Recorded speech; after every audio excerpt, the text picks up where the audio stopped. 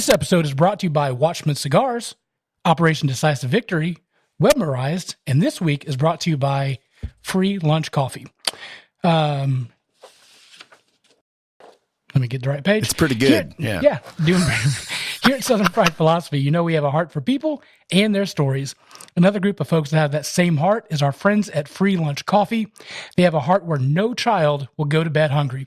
To do this, they are selling some of the world's best coffee to you and giving 50% back to make that happen. You get a delicious cup of coffee, and they get to help a child eat. What better way to start your day knowing that you are helping change the world? When you buy just one bag of Free Lunch Coffee, you are also providing 10 meals to children in need. Their coffee is specialty grade, certified organic, and fair trade. They offer a 100% money guarantee for 30 days. If you don't absolutely love their coffee, they will give you a full refund and you get to keep the coffee. Free Lunch Coffee is offering a 10% discount to the loyal listeners of this podcast. Use coupon code Southern Fried at checkout. Check out at freelunchcoffee.com.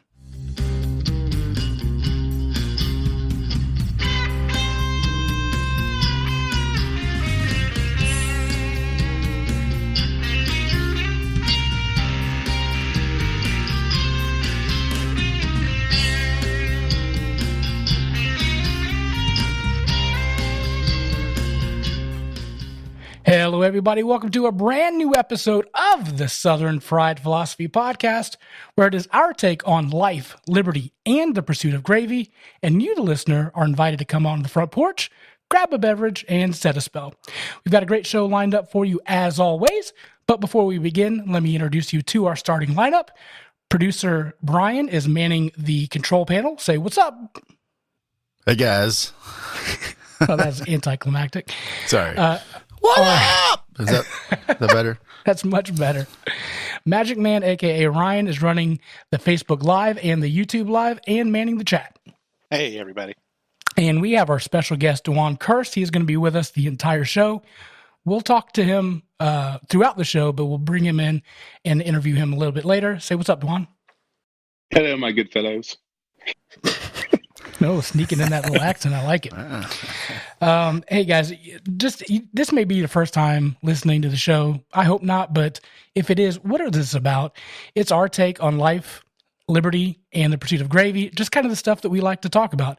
We're sitting on the front porch. You guys are joining us. We're talking about our philosophies, things that are going on in our lives, some crazy stories, and things that make us laugh and giggle, and also things that fill our stomachs. So we like to talk about food as well. But hey, listen, we may not always agree, but at the end of the day, we'll love each other and we will respect each other. So producer Brian, where can people find the show at? Yes, you can find us on all of your favorite podcast places, our social media. We are on, Instagram at SFP Radio, Twitter at SFP Radio, Facebook at Southern Fried Philosophy. You can always email us at sfpradio@gmail.com. And again, we are on all of the major podcast platforms, iHeartRadio, Spotify, Apple Podcasts. There's another one. What's the other big one? TuneIn. TuneIn app. Yep. There's probably more. There's like 50 different podcast apps right now. And we don't have a huge advertising budget. So what we need you guys to do is to go to YouTube and subscribe. I know if we got everybody that listens to the show, just do it now. Listen, we're not even going to start the show until you go to YouTube/SFP Radio, hit subscribe, and then be, subscribed to the show. You'll get notifications that we're on, we're doing a show, but also it helps us go up in the rankings so that we can, do some other things, get the official YouTube/SFP Radio logo thing. Producer Brian, is that right? Yeah, that sounds something right. like that. Something like that. It does something really important.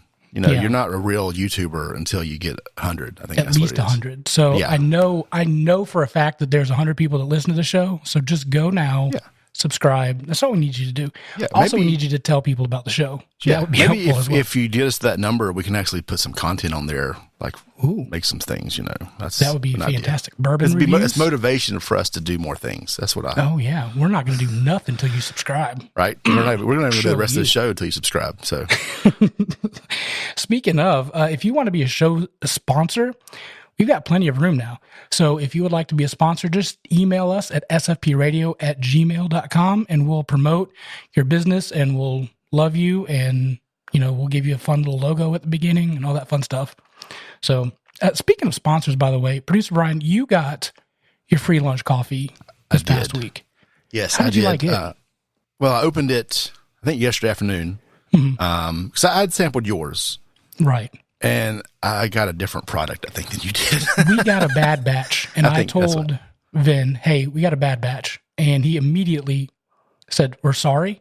Let me send you a new one. And you got the good stuff. Yeah. And I got mine today. Holy crap, that stuff is good. Way different experience. Way different. The second time around. It was a different coffee. color in the bag. I think you had a hole in your bag or something. Got some air in there. Because it was happened. It was the wrong color for good coffee, Right.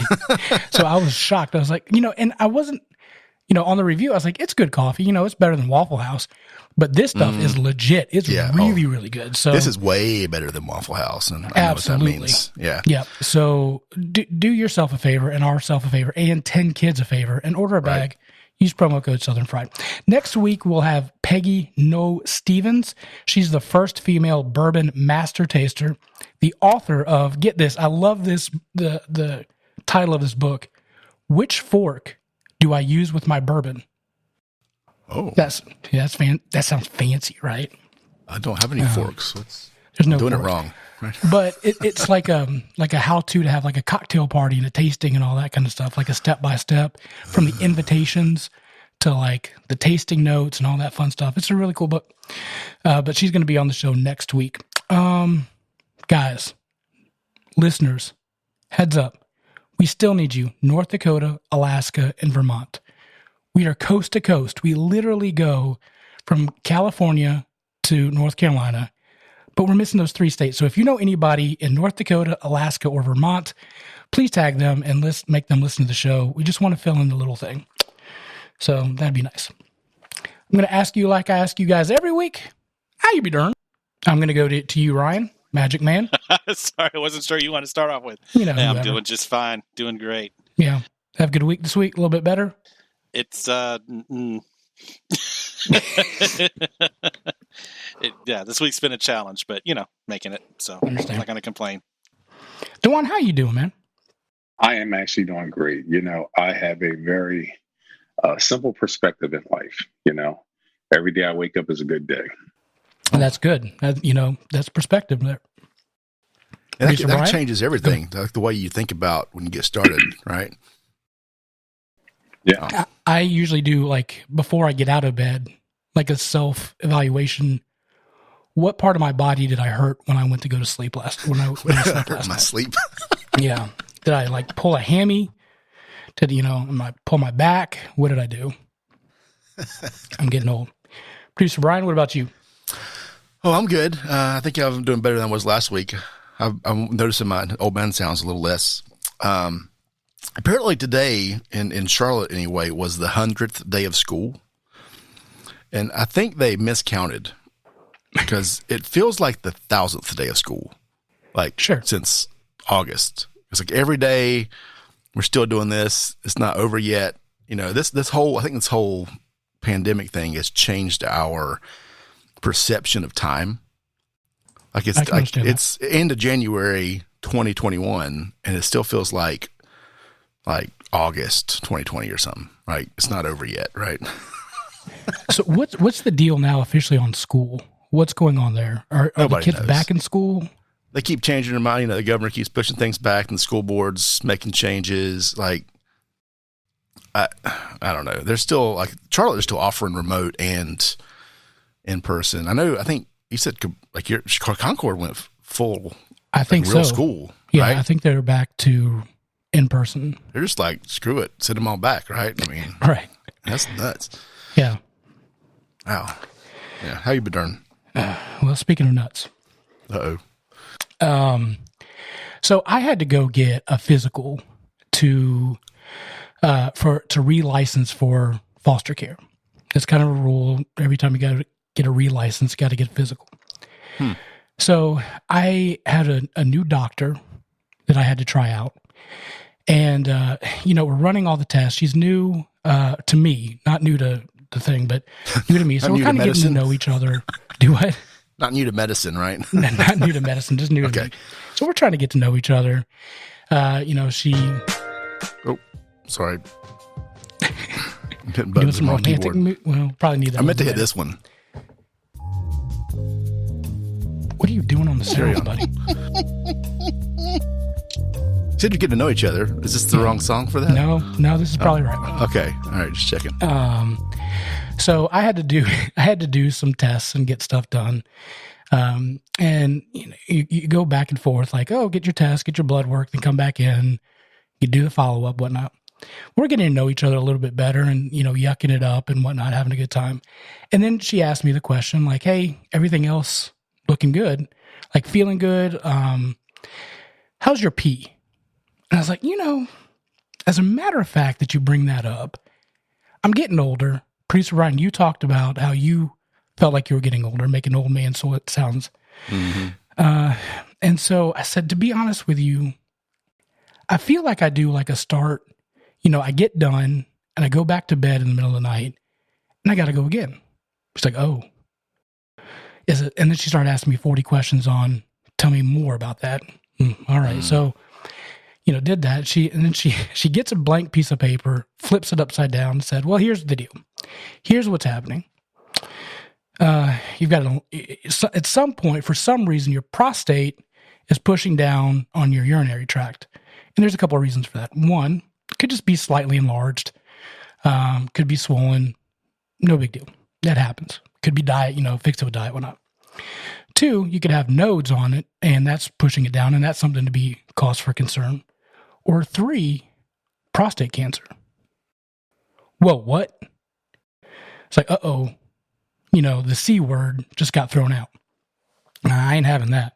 And part of it is because I've been really sensitive because one of our friends of the show, he struggled with kidney stones. And I'm like, I do not want kidney stones. Nope. And she brought that up too. Like, it could be a kidney stone. Ooh, I did not want that. No thanks. So then she asked the uncomfortable question, do you trust me? What do you say to that? I'm like, I trust you, but... I was like, well, tell me what's going on. She goes, I've looked at your file. You're 43 years old, and you've never had a DRE. I said, ma'am, I'm 43 years old. I've listened to a lot of Dr. Dre. Right. I don't know what you're talking about. Right. Are you familiar with the term DRE, by the way? Anybody? Raise your... Anybody? I'm with you. I'm with, the good doctor. You're very close, by the way. I'm going to handle this with kid gloves as best I can. It is a... Did they use a glove? Yes, sir. It is the digital rectal exam. Digital? Oh, digital. I've had the analog, not the digital. Ooh. And that's my point. That's right. Are you doing a probe? Like, what's going on? Is there some way that you could do it without the finger? And then she's like, no, smarty pants, the digit. Digit. Oh. Digital rectal exam. You guys are getting at that age. Show of hands, how many have gone through that yet? Well, I see a long time ago for a different reason. And I'm older than y'all too. Yeah, I've been there. Yeah. Hit the bite mistake dinner first. So the terror comes in my mind like, oh my gosh, like she's going to put her finger up my butt.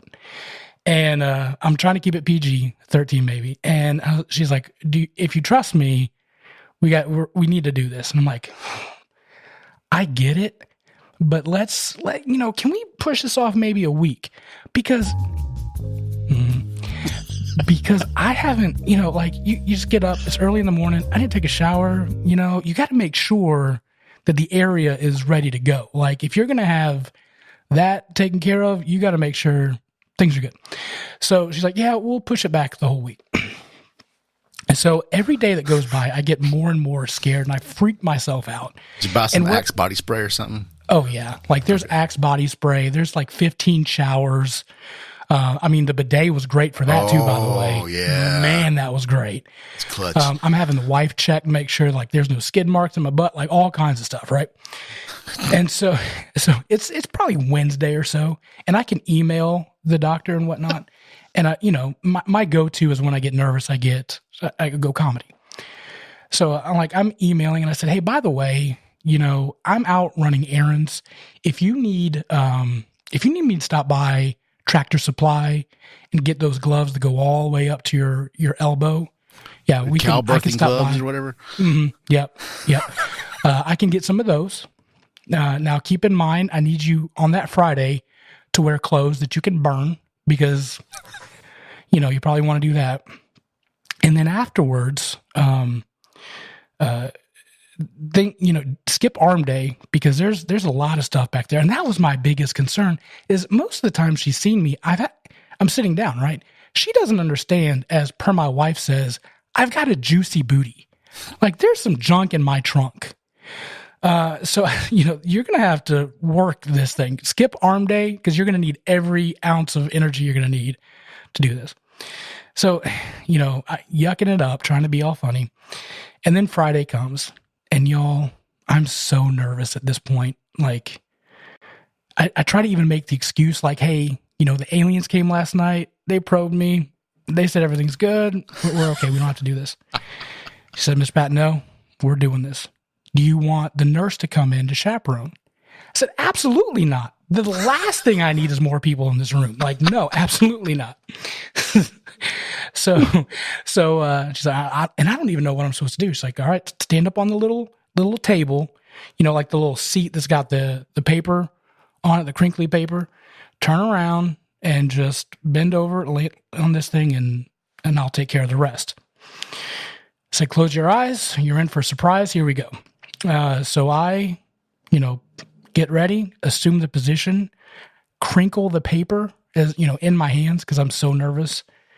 I feel the. Did they give you like a bit to bite on or something? They should have. Yeah, okay. That would have been great. Maybe the the tongue suppressors. Like get 20 of those. Yeah. I feel my left butt cheek separate from the right, and in my head, oh dear God, here it comes. My life is flashing before my eyes at this point. I'm seeing the small batch. I'm walking her down the aisle. Things. It's going nuts, and then I feel it. What I like to call the insertion. At that point, I scream literally as loud as I can, Jesus, Mary, and Joseph, how long are you going to be in here?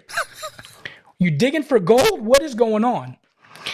And she did not think that was quite funny. I don't think. I do know for a fact that the other patients did not find that funny. And, I hear or I feel the anti-insertion, I feel the rejection come in, and then the snap of the rubber gloves. I turn around and she looked at me like nonchalantly and said, no, you're good. Like all this build up to no, you're good. Wow. So that was the life-changing experience that I don't think I'll ever forget. Was it a little traumatic? And I asked her, I was like, all right, so at this point, who's going to hold me? We're going to cuddle. I'm a little spoon, by the way. Yeah. I've had the similar, I've had, not for the same reasons, but I've had the, what was the word? DRE? The DRE. I've had the DRE. The preamble was, my doctor was a little Asian man. He said, bend over, say, ah. That was all we got. Wow. And he waited forever to get there, to get in the room. Mm. I think it was because they were clearing out the other rooms. That's probably a good call. Because of the sound that was about to happen. He knew that. Oh my God. That's a good one. Yeah, that was about it. Yeah, that's basically what happens. Uncontrollable noises. I was so worried, poop was going to be flying out of the room. Or like I was going to fart or something. Like I was so concerned. I was like, just don't fart. Just hold it in as much as you can. Oh, you guys are lucky. What? You guys are so lucky. How are we lucky? Yeah. My primary is a big Italian guy. who stands about 6'4", a solid 3. We work out, and he got these big Italian sausage fingers, and he says, "Come on, buddy, it's that time." And I'm like, "So you're not gonna buy me a steak dinner or something?" It's just like that. And he's like, "Come on, bend your knees, come on." And he's trying to get me to relax. And his version of trying to get me to relax is he's slapping my cheeks. I'm sorry. I didn't mean to be so graphic with the visual. Oh, we're way past that, man. If you can imagine, he's like, if you can see my bit, he goes, come on, relax. I said, "Mike, it's not going to happen with you slapping me on my cheeks, talking about relax." He was like, "Come on, buddy. Come on, Sparky." And then he's trying to be the comedian, and I'm normally the comedian. Yeah. Oh, my goodness. Hey, I got to share this. We're going to call you Sparky for the rest of the show. Biggun's wife just chatted on the looks like it was on Facebook, and she says, "I'd like to go on the record and say I did not check for skid marks or have any part of this." No, she did not. She did not. Then I just finally get through the procedure, and he calls my oh my God, my urologist, who is the total opposite of him, and he's a much smaller guy, right? Real tiny guy, and he goes, yeah, Tony, I just took care of Dewuan. You ain't got to worry about it. And I'm like, oh, he could have did it. Like, why are you doing that? Same results. There's nothing. Yeah, that was the great thing. She has small. She got not small. They're very long, by the way, but they are thin fingers. So I was appreciative of that. All kidding aside, though, legitimately, if you guys need to get checked for prostate, please do that. Don't let it go too long. Please get that checked out. Honestly, it wasn't nearly as bad as I thought it was going to be. Of course, my doctor did not have sausage fingers, so there's that, and he didn't. I wonder if I could pay extra on my copay for that little slapping, though. Oh, yeah. There you go. Maybe I should think about that next time. Maybe I should ask for that every week. How about it? All right. So anyway, that's how I be doing. All right, let's talk about... I'm waiting for the segue. What's the segue? The segue. The other thing that really chaps my is this Robinhood thing. I know... I'm sure you guys have talked or seen it, at least on the news. Basically, Robinhood and a lot of other apps did not allow users to buy stocks of GameStop and AMC. And to reverse, to give you a better description of what's happening on, basically, there was a short sell of GameStop and AMC that was happening, which would basically make hedge funds make a lot of money. And they do this all the time. Like, there's no big deal. Like, they'll buy a stock and then they'll sell it low and get money and get profits back on that. But people have had enough of the hedge funds making a lot of money. So what some Redditors did was say, hey, look, there's a short sell coming up where the hedge funds have got to pay back the GameStop, like hundreds of thousands, I don't know how many shares, but a lot of shares of GameStop, and right now it's trending at $20. If we can all band together and drive the price up, it's going to make Wall Street have to pay, or these hedge funds pay a lot of money. And they decided, hey, let's do this. So you guys have seen it on the news. It went from like $20 all the way up to $455. Well, what that means for these hedge funds is they thought that they were going to buy it lower than $20, but now they've got to pay $455, and that's going to bankrupt a lot of them. So it was a big kind of like screw you to Wall Street from the common people. Well, it was going. Yeah, are you guys following? Does that make sense so far? Yeah, that was a good explanation. I had no idea why it was a big deal. So. Yeah, I'm following it. So what really made people mad was Robinhood and a lot of other apps where people buy stocks said you can't buy any more of GameStop. You can sell it, but you can't buy it. And what that does is it drives the price of that stock down. And in doing so, it makes it cheaper for those hedge funds to buy those stocks. Instead of paying the $455, they're paying a considerable less for that. And it ended up being like, I think today it closed around $230. And so instead of paying $455 for a stock, they can pay $230 because these apps wouldn't let the common people buy the stock. So there's an outrage of that, and people are really, really upset. And now, from what I saw, the last thing I heard, and I've been tuned into this all day, is like the SEC is getting involved. There's going to be like federal investigation on all this stuff. And it's just really frustrating to show you how much that Wall Street is rigged. Even when the common man just tries to buy stocks, they're not able to do it. And what Robinhood and all these other apps said was, we're here to protect you.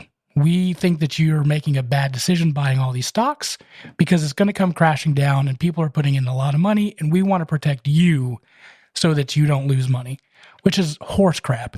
It's at the end of the day, they're protecting the hedge fund managers and Wall Street and these companies that loan Wall Street and hedge funds money. So it's a big thing. It really, really ticks me off. But after hours, there's some other apps that are allowing you to buy it. And so now it's starting to go back up.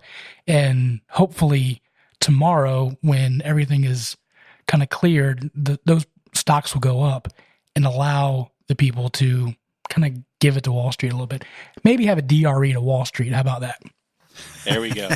Hey, there's your title for the show too. That's a good one. Yeah, well, but hey, Alan Shaler says that Robinhood said that they would open it back up tomorrow in a limited way as far as those stocks. And I did see that on the news this evening before this recording as well. Okay. So it'll be interesting to see what happens. Yeah. Sure. The thing is, no one was going to be buying GameStop before this. Like, this isn't nobody would have done it. No one who's a smart quote investor is going that direction because it's a failing company. Yeah, and that's so I get that there's got to be some protection here for the system a little bit.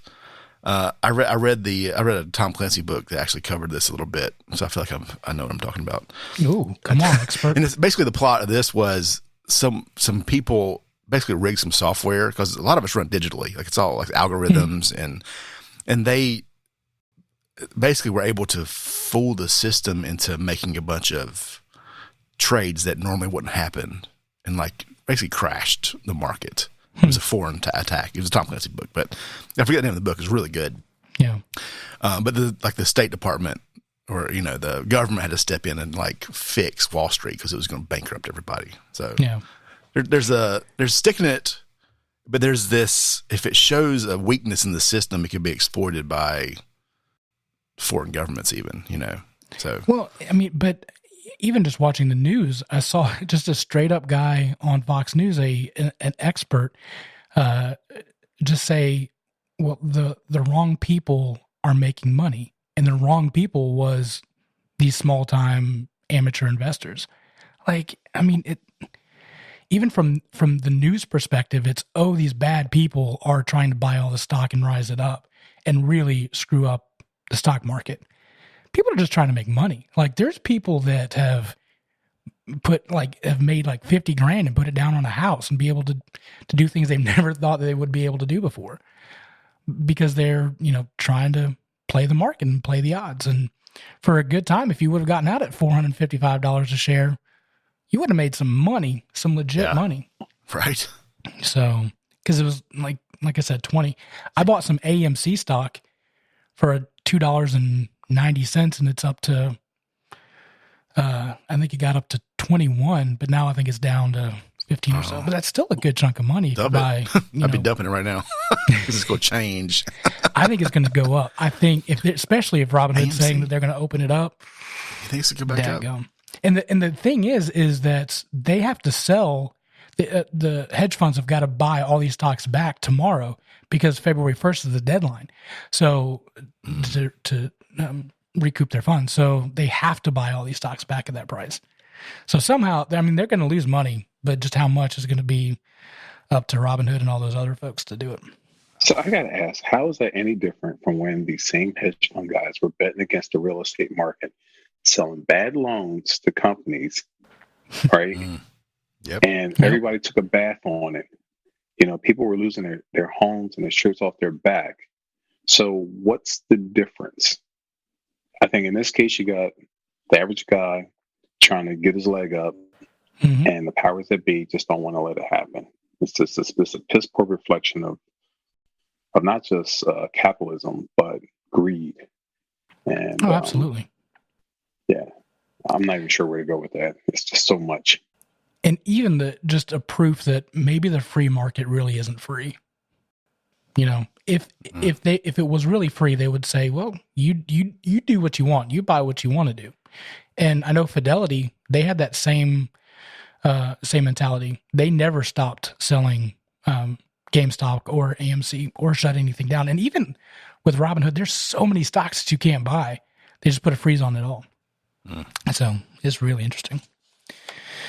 Speaking of interesting, guys, there is a newspaper in Whitley, Kentucky. You say, where is Whitley, Kentucky? It is the east part of Kentucky. It's Appalachia area. And it's just a little paper in a little town, but they have one of the best things going now. And it's called Speak Your Piece. And it's not PEACE, it's PIECE. And what they do is they have basically a answering machine, and they will allow people to just call this answering machine, vent their piece, and then they just print it, which in East Kentucky is brilliant.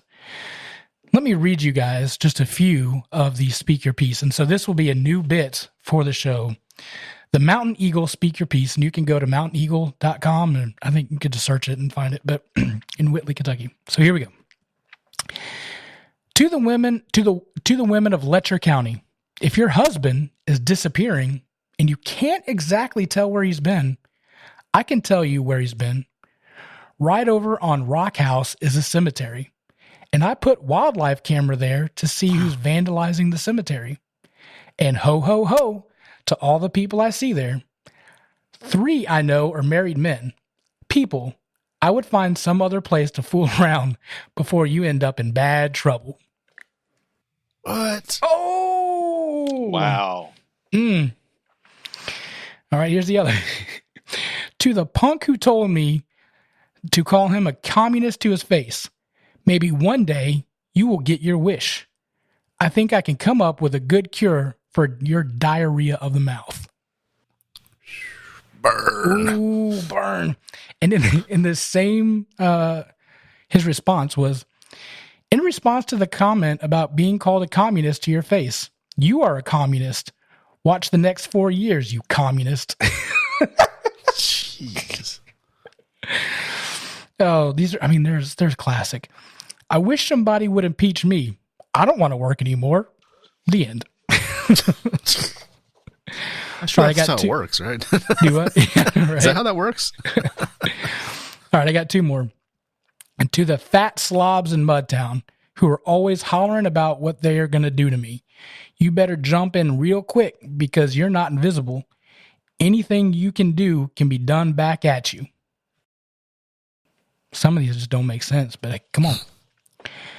All right, last but not least, this one's can you cue that music again? The DRE music. Which music? Oh, yeah. You got it. You got it, man. To Donna, I want you to know that you will always hold a special place in my heart. Remember all those good times we had in Blair Branch? Let's do it again someday. Bye. There you go. And that's Speak Your Piece. Wow. This is a Whitley Kentucky County, Mountain newspaper. It is a Kentucky Mountain newspaper. I'm from Kentucky, so I can say, but hey, buddy, y'all got some good stuff going on. How many of those did you write? That's the real question. 0. I mean, you can go to that site and you can pull them out yourself. Now, I did subscribe. I mean, it's astronomical how much they're charging. $26 for the entire year of online subscription. $26. Well worth it, my friends. That's a good deal. Absolutely. That's worth it right there. Wow. Producer Brian, you wanted to talk about pizza. Yeah, this is kind of out of left field probably, but so apparently, Pizza Hut announced a new offering, Detroit style pizza. Raise of hands. Who knows what Detroit pizza is? Nobody? Think it's just pizza that was found on the side of the road. It's got glass in it, probably. I don't know. It's yeah. So people are like, "What the heck is what the heck is Detroit style pizza?" Because nobody, I think, outside of the Great Lakes has any idea what they're talking about. Because you think it's a type of deep dish, but when you look at the picture, it looks like a Sicilian pizza. You know, it's Sicilian pizza, right? It's basically it's like all crust and a little bit of cheese on top. I think it's the same idea, or it's just a ripoff. It's a square Chicago pizza, maybe.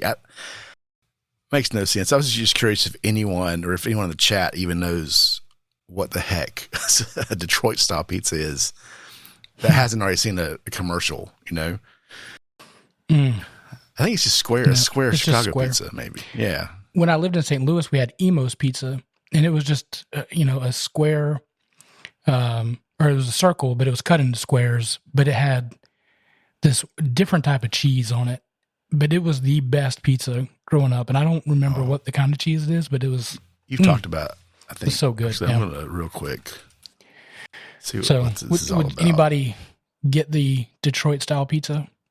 I feel like you're going to get shot if you get that. Yeah, this headline I just found says, Pizza Hut launches Detroit style pizza, and America says, huh? They're just making stuff up. All I can think of is maybe it's like the football team where it just Peter runs and never really accomplish anything. I don't know. It's just a square deep dish pizza. That's all I can. You lose a tooth and a pothole on that pizza. All right, so let's go to some wacky news brought to you by Watchman Cigars. If you need a quality cigar at a reasonable price, check out our friends at Watchman Cigars. Dewuan, you've had Watchman Cigars, correct? Yes, very, very smooth, very good cigar. Can't wait to get some more. All right, I'll send you some. I'm sustaining from smoking until the weather gets better. Okay, we'll wait until it gets nice. Yeah, especially, it's a little cold. Like, I just got an order in because I hadn't had a cigar in a couple months. I was like, I just want a cigar. So I sat outside like, it didn't last, I forget what night it was, Saturday or Sunday. Like, I built a fire, so it was a little warmer. But as soon as the fire went out, I was like, man, it's cold out here. Totally worth it. Yeah, it's in the 20s up here, so it's extremely cold. So, No. All right, let's go to some wacky news. Here we go. All right, so most of us have probably been to a child's birthday party. There's usually some kind of theme. You know, my kids have had like Mickey Mouse, have had Disney princess parties, you name it. Depending on the age, when I was a kid, I had a Batman, a Superman, whatever. Okay. Your cake's decorated.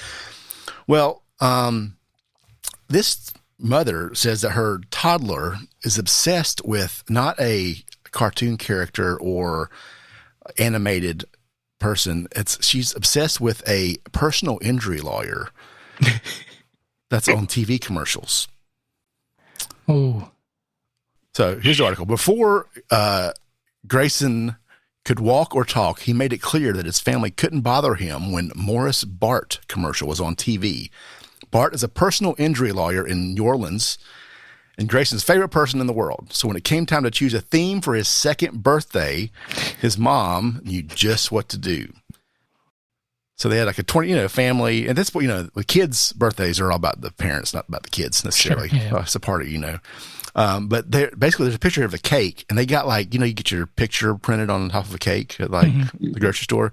This lawyer's face is on this kid's birthday cake. There's a cutout and like framed pictures here. Oh my goodness. Of a personal injury lawyer. I think they even like played commercials like on the TiVo or something for the entertainment. Like we always would do like the music from the show during the party just because it's fun. So they've got, the commercial playing on repeat in the background. Why does he like him so much, you think? I don't know. Maybe it's his real dad. Who knows? It's the hammer. Yeah. Oh man. What's the best child's birthday party you had? I remember like I had the McDonald's one, but I was disappointed because Ronald McDonald never showed up. But then I realized like I'm scared of clowns, so that's probably a good thing. So, did you guys ever have it at McDonald's? I did it at Chuck E. Cheese. Ooh, oh yeah. Back in the day. Yeah. Dude, those little animatronic things, they freak me out too. Oh, okay. Yeah, like Showbiz Pizza. Like who got bought by I did Chuck E. with Chuck E. Cheese. Cheese, yeah. About Yeah, well, we had Godfather's Showbiz Pizza. here in Charlotte. It was the same thing. Yeah. The best birthday party I ever had, kid birthday party I had, when I found out it wasn't my kid, and I just it was rough because that little guy was ugly. He fell out the ugly tree and hit every branch on the way down. Did you get a card in the Big mail? Mama told me. She said, "That ain't your baby." I'm sorry. Did you get a card that says, "Congratulations, you're not the father"? It was the late '80s.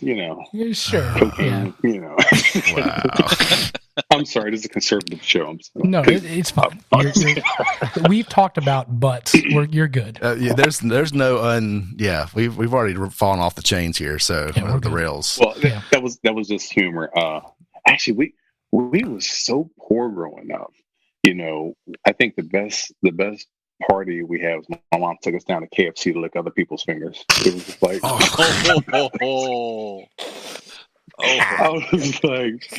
I was like, Mommy, I think he's been scratching somewhere. He just had a DRE. You just gave a DRE. Yeah.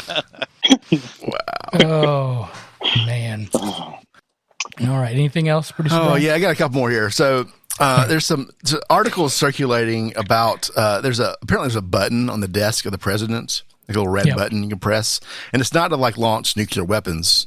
No. It's been there forever, but Trump used his to order Diet Coke. And there was really? So here's my whole Does thing about anybody this. raise your hand if anybody believes that was for Diet Coke? No, it was for a hooker. Maybe it was or maybe it was with Bacardi in it. I don't know.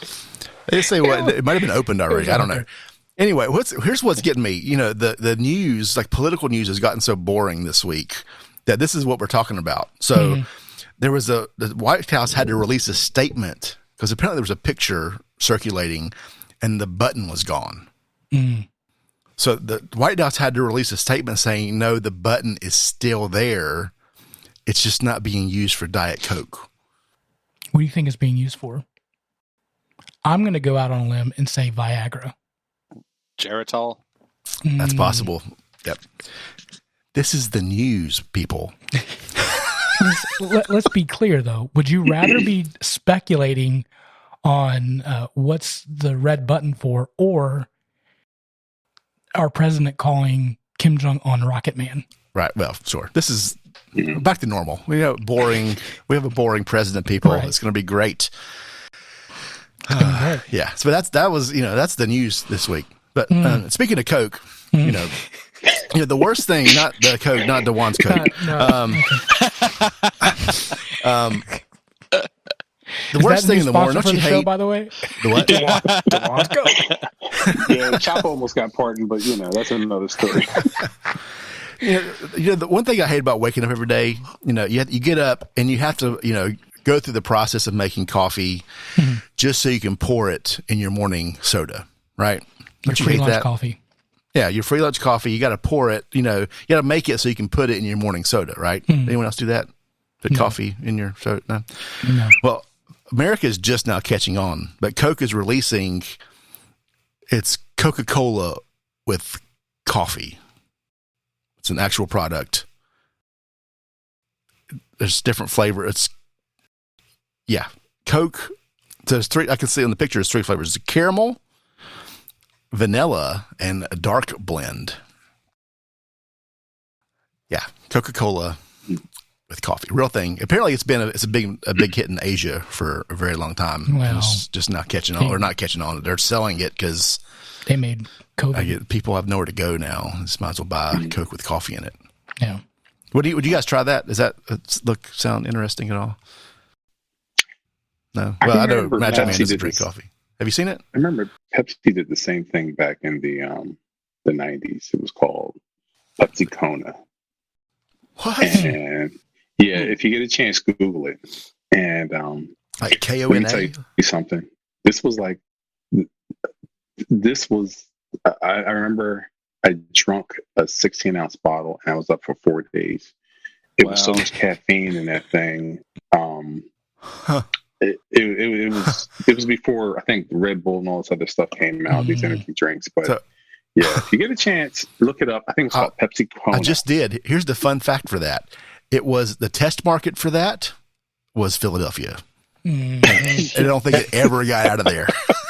The government puts the crack in, and Pepsi puts in the Pepsi Kona. The only thing I remember about Pepsi in the 90s was that clear Pepsi. Oh, that was the best. Yeah. Tropical chill Pepsi. They might as well just call it, that's Cairo syrup. That's not Pepsi. That tropical chill Pepsi, I would drive my dad nuts trying to get that stuff. All day, Tropical chill Pepsi? What is that? It was like Pepsi with like, tropical flavors in it. Huh. Have you ever been to the Coca-Cola factory down in Atlanta? You guys remember traveling? Well, back in the day. When I was a kid, you go down to take a tour of the Coke plant, or it's the tourist version, and they've got like 100 different taps from all over the world. I'm like, oh man, I want to try this stuff. So, and they mentioned one of like the Italian versions, and I think just to say it's very different. So, like 12-year-old me goes over to try this stuff. It's like clear. It is the nastiest thing I've ever had. It's just like, the point is different tastes around the world. Sure. Everyone likes things a little different, but it's so what's weird. good is that Mexican Coke, and then the throwback Pepsi, where they use that real sugar instead of the high fructose corn syrup. That's pretty good. I was thinking something completely different with Mexican Coke. This is Dewuan's Coke? Wait, what are we... All right. No, sorry. We're going to brand it. Be careful. I don't want the cartels coming after me. The one, what are you doing? Guys, you're cutting into our business. Diablo Moyo. Ay, dos míos. All right, folks, that's the Wacky News. If you guys have anything you want to submit for the show, email me at headlines@sfpradio.com. And there you go. All right, so we are going to go into our special guest, Producer Brian. And now, our feature presentation. Brought to you by Operation Decisive Victory, a 501c3 that helps our veterans. Please check them out at operationdv.com. So we want to welcome to the show. Thank you for tuning in earlier, but this is Dewuan Kearse. He is a friend of mine. Dewuan, you've got a fantastic story. You may have recognized him from his one episode in the 80s of the great Nickelodeon show Double Dare. You may recognize him from that. Otherwise, you probably don't know him at all. So, Dewuan, welcome to the show, man. Thank you for having me. We've talked about this for some time, and our schedules just couldn't sync up. So I'm really excited. I changed my underwear. I washed today, all in preparation for today's show. Hey, Dewuan, better prepared than you were. 100%. But thank you for having me, man. Thank you for coming on. You met my wife at Eastern University in Philly, and you guys hit it off. And then she would come home from classes, and she would just keep telling me stories. I was like, we've got to hang out, because she's like, you guys would be perfect. So we finally got to go. I went up for graduation. We finally got to hang out. We ended up that night going to the casino, and it was my first time. And I'll never forget, like, you just straight big baller went up to the blackjack table, put down like $200, walked away with $500 in 5 minutes. I'm like, how the hell did you do that? And I was just like floored. Meanwhile, I'm putting it all on black. I won $7, and I'm running around like I just hit the lottery. It was fantastic. We had a great time. I specifically remember JT going, "Yeehaw! We got surf and turf, baby!" I swear I'm going to put that on your tombstone if you go before me. We had such a great time. It was like we hit it off right away. It was like family. And my roots are in the South, right? My family's from South Carolina. I'm always down there, seems like, except lately. So whenever I have a chance to hang out with some Southern folks, I tell you, it's like, I think it's a, I don't know how to describe it, but it's almost like we're all distant relatives, which we are technically, right? People from the north probably migrated from the south and vice versa. But we always refer to the south as going home. Like, my aunts would call me, "You coming home? You coming home?" I'm like, "I'll be home. Don't worry, I'll be there." So it's always interesting. Do people still have that same, like, "I'm coming home" in the north as they do in the south? No, it's not the same. What I can say, I think the stark contrast between the north and the south, and I think a lot of northerners have yet to really receive it, is that I think the further north you go, the colder people become in terms of how they treat one another. Like, people can be that fake nice to you, act like you're really, and I won't say that of all northerners, but what I'm saying is typically where you stand if you go somewhere in the south. People tend to love you, and if they don't love you, they'll tell you.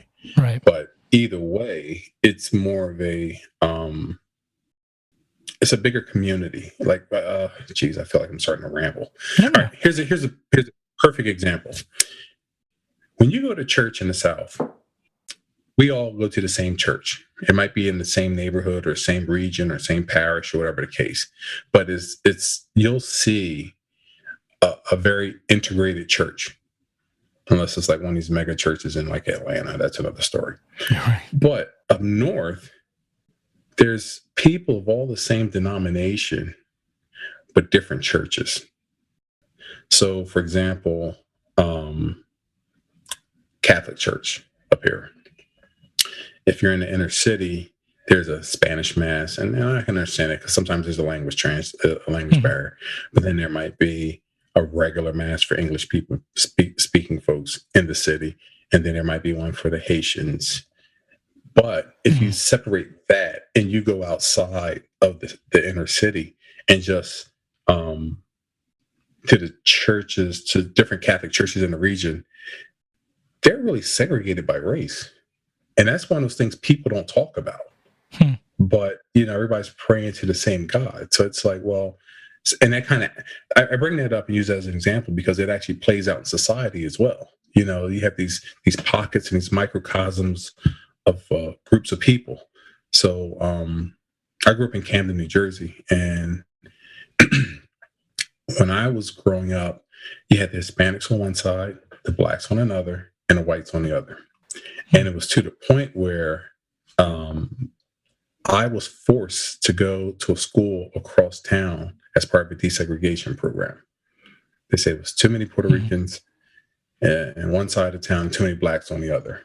And it's different. It's very different from the South, and which is kind of weird because when you think about the history of the South and segregation and Jim Crow and all that other stuff, you think like, oh wow, Jesus Christ! Like, but it's very similar, but it's different to this day, and which is kind of weird. It's a lot. Yeah, but we see that in the churches in the South. Like, there's the black church and there's the white church and there's the Hispanic service. But we even break it down further.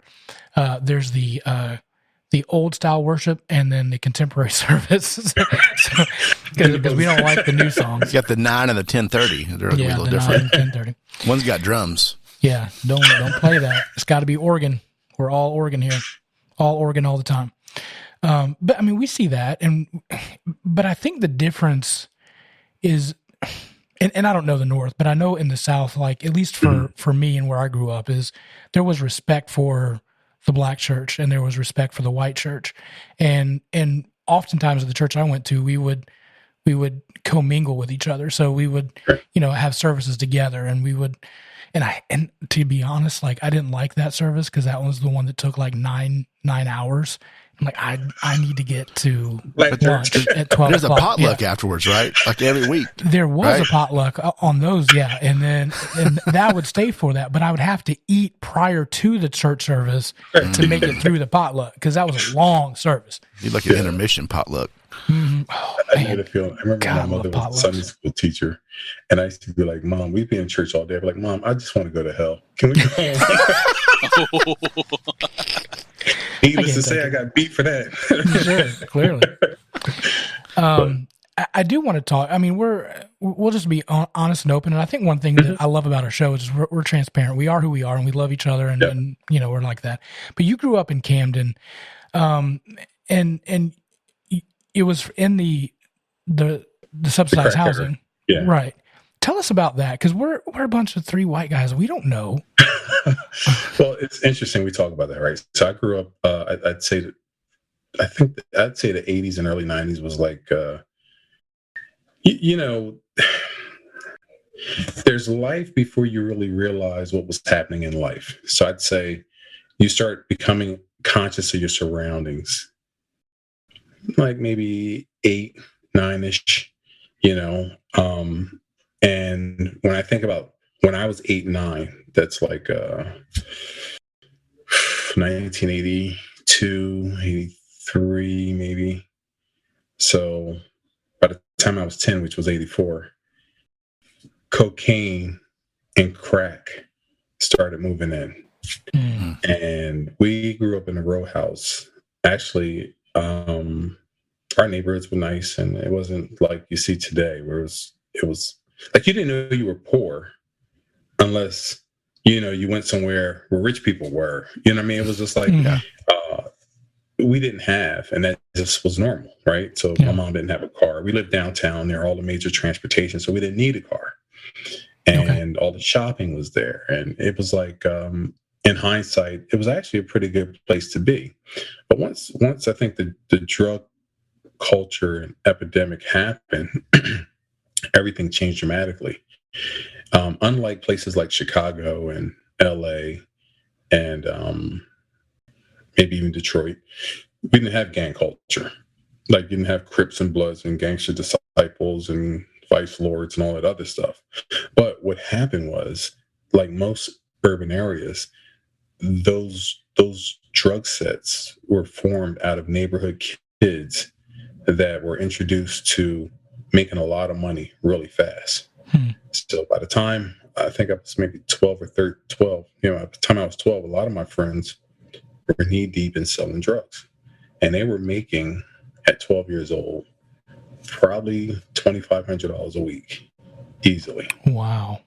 And a lot of those guys, by the time they were like 20, might have had $800,000-$900,000 or more cash.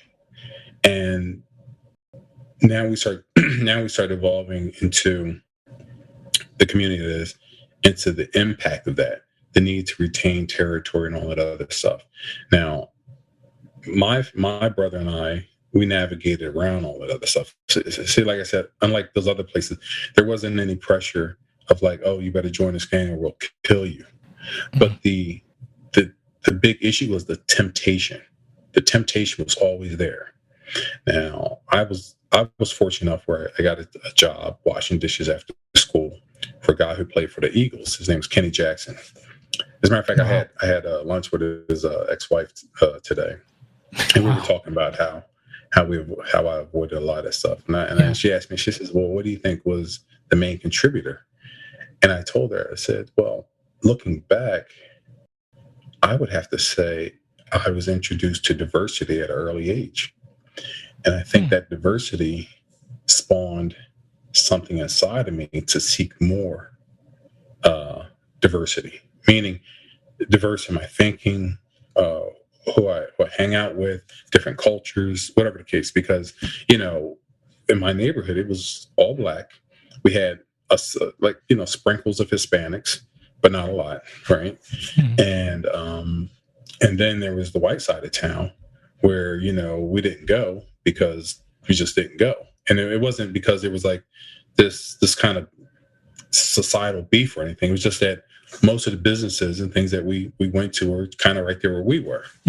And, you know, we didn't have, like I said, we didn't have a car. So, you know, but anyway, so as I got older and being introduced to diversity early age, then I started branching out into talking to Asian kids at school and hanging out more Hispanics and then my Italian friends. I started hanging out with them. To which case, like my one friend, she says, "Well, you know, you're really Italian with a dark tan." I'm like, "Oh, shut up," you know, because I don't refer to spaghetti sauce. You know, most of the times refer to it as gravy, and so you know, some of those things, some of those minor things I picked up along the way that kind of helped me, I guess. I don't want to say assimilate, but kind of break into other groups to hang out with. So when I went to the mall or when I hung out after work, I hang out with anybody. I had a diversity in music, and I think music brings a lot of people together. Mm-hmm. So I was introduced to like Guns N' Roses and Metallica, and Led Zeppelin, and groups like Extreme and REM. And you don't realize growing up in an urban environment because everything is like R&B. And then I grew up in a time when rap started coming about. So my parents' generation, they definitely wasn't listening to that. So, you know, I had a very well-rounded palette of music, and that takes you into different circles. So, you know, once you're able to hold conversations about, you know, things that people assume you might not know about, and then you kind of break that ice and start talking about, oh yeah, well, you know, I think the best gravy is made by, you know, Prego if it's going to be store-bought versus ragu. And what? That stuff tastes like trash. So yeah, and it's those icebreakers that kind of break down the barriers that people may have apprehension about.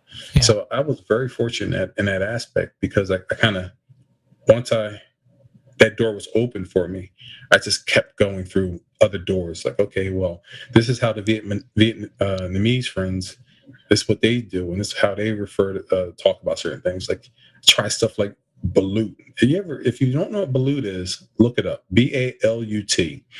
And yeah, but I will say this, you know, like I said, being able to try different things, go different places, and then that kind of opens your thinking up. So everything's not one side. Ruth Ann and I were talking about this earlier. You know, this country is a whole lot of gray area, but everybody wants to be one extreme or the other. Either you got to be fully conservative or fully liberal. You know, when the reality is there's things I'm very ultra conservative about. There's things I'm very liberal about. But I think it's having that discernment to understand what works for me and why it works for me. Yeah. Whereas our country is just headed to this place where, you know, we can't say, oh, we're Black and Anthony's Italian and his family's very proud, just like we're very proud. And there's nothing wrong with that. You know what I mean? Like, you know, it's always like, oh, well, everybody wants to be number one. And we really need to break away from this individualism and get back to, you know, I guess, one dysfunctional family, because that's really what we are. Yeah. It's interesting. I was having a conversation with a friend of mine, and like, I'm a Kentucky fan and he's a North Carolina fan, but like, if we just come to the point of saying, hey, we really just are passionate about basketball. We both really like it. And we root for our team, but overall, just the sport in itself is awesome. Like, if we can have just a common landing pad for that, and then, you know, talk about our differences, then okay, I think that's easier than my team's better or my team's better or my political party's better or yours. At the end of the day, I honestly think both sides really love this country. We just have different ways of getting there, right? Of making it better. I think there's a lot of people out there that are really tired of the extremes kind of running the show. There's a lot of people that are in the middle that just kind of want to get back to where, okay, you have thoughts that are a little bit different than mine, but whatever. Let's go have a beer or let's go have a coffee or whatever. I think there's a lot of people that are really tired of the divisiveness that our country has happened. I think that's due to a lot of censorship and political correctness, right? If we rewind the arts and entertainment, say 30, 40 years. Do you remember, you might be a little younger than me, but come on, there was a show called All in the Family with Carol O'Connor. I remember that. Archie Bunker. I've heard of that. Now, if you look at some of the topics and language, And you know what I mean? Between that and the Richard Pryor show and the Jeffersons, I mean, it was like a free fall. But, people felt empowered to kind of speak their mind, while ultimately you kind of knew the core of your neighbor, if you will. Like, let me put it this way. I might not like something somebody say, right? Or maybe I don't like my neighbor because he cuts his grass 7:00 in the morning every Saturday, and it gets on my nerves, right? Right. But that doesn't mean if he was in a car accident, I'm going to drive past him and leave him on the ground. Right. And that's what when I talk about the core of a man, that's what I'm talking about. Now it's like between these. I'm trying to use my words carefully because I don't want to sound divisive, but some of these groups, whether it be LGBTQ, whether it be BLM, whether it be the left, the right, whatever, they want everybody in this mindset of, oh, you've offended me, and everything is so offensive. Now, granted, I think there has to be some decorum on how we engage one another, but with my white friends, and we're really close. I feel like, and I always tell them, I'm like, you should be able to say what's on your mind and not tiptoe around it. Like one of my buddies, he always say, Dewuan, I saw this African American guy, and I'm like, whoa, you mean a black guy? Like, are we really at that point now where And I told him, I said, see, I think that's where he felt like he don't want to kind of tread on me, if you will. And I'm like, well, hold on, Jonathan, we're friends. Like, I know you. You know what I mean? Like, you don't feel like you need to tiptoe. Come at me with something if something's on your mind, and we'll talk about it. And even if we argue about it, by the time we leave, it's not going to be a situation where I'm like, I hate this guy.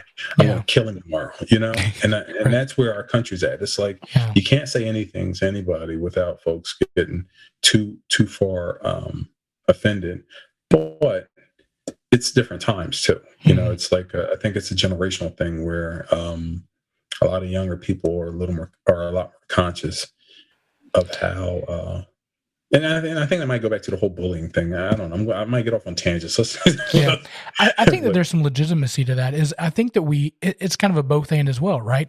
Like, we have to be sensitive of other people's thoughts and feelings and where they're at.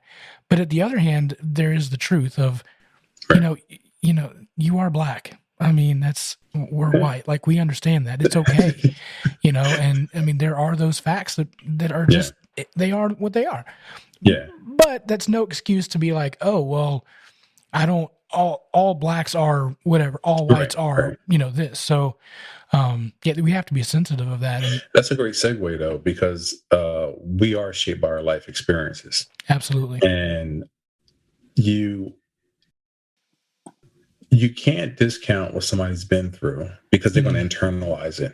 I recently found out a friend of mine, his wife was attacked, right, years ago. She was telling us, and it kind of, and I had to ask her because she was telling the story about when some guy tried to attack her, in a parking garage, whatever, and she told the story without going into details about the race of the man.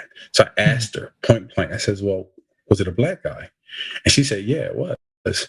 And then I told her, I says, "Now, how did that make you feel for a while?" Because I know how I would feel. You know what I mean? Like, even if you took the racial component out of it, and she was attacked by a white guy, she still would feel some way about being attacked. However, I think when you start talking about stereotypes, when we talk about what the media portrays, when you start talking about a lot of these things, whether you be black, Latino, whatever stereotype is being jammed down everybody's throat via the media, it's going to resonate with people who's had similar experiences, and they're going to internalize that. Now, I think the hard part for everybody to do, because we're really talking about post-traumatic stress disorder from a societal level. We have to be able to say, okay, you know what?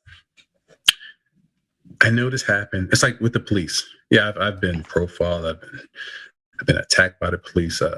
One time a trooper put his pistol in my mouth and told me to kill me. What? But I also have to realize that's not every police officer. Right. But that trauma, right? That trauma you have to unpack.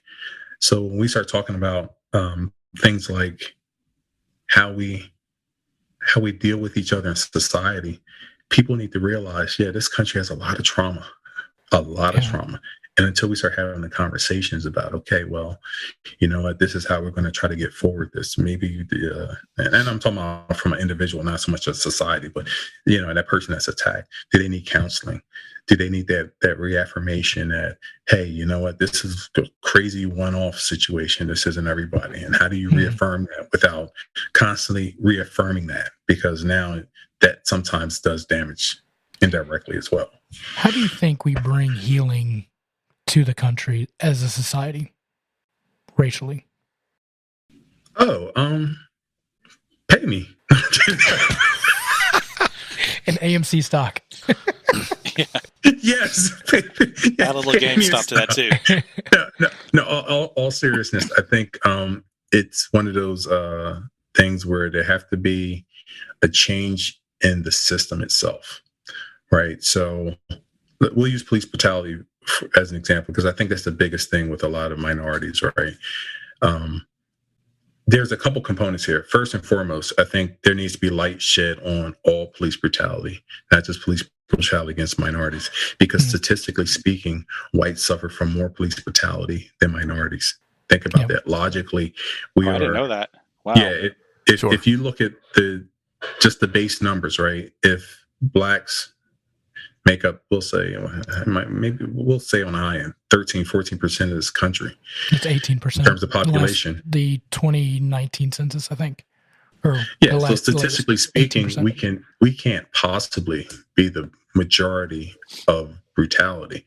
You go to places like Utah and Kansas and Arkansas, you'd be surprised. Especially, there's more brutality in rural America than there may be in urban America. And suburban America, they just don't see none of that for the most part. Because no, I'm serious. Because of your zip code. There's been plenty of times, and we're in a well-to-do area. You know, cops will get behind me, run my tag, and just back off. And it has everything to do with my zip code. It has nothing to do with me, because my windows are tinted, my music is loud, and I'm just speeding down the highway. Right. But statistically speaking, there's that, but then there's the portrayal, and I think what it is it may be unjustly in the black community or in the minority community, because I can't just say blacks. I think it depends on the region too. So, but when we start talking about healing, the best way to do is you have to start changing that system. There has to be accountability and transparency. I think that's really the key to it all. But fundamentally, if we're talking about how do we get everybody on the same page, it's not going to happen. Because we could all, let's just be realistic. We could all be beige, right? We all could be the same color in this country, and we still find a way to war.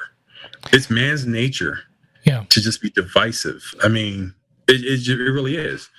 But if we're talking about coexisting, if we're talking about being able to reduce violence, if we're talking about racial equality, I mean, there's things that we can do. And I mean, we could really do. And I think that starts with each and every one of us, how we internalize some of our own biases.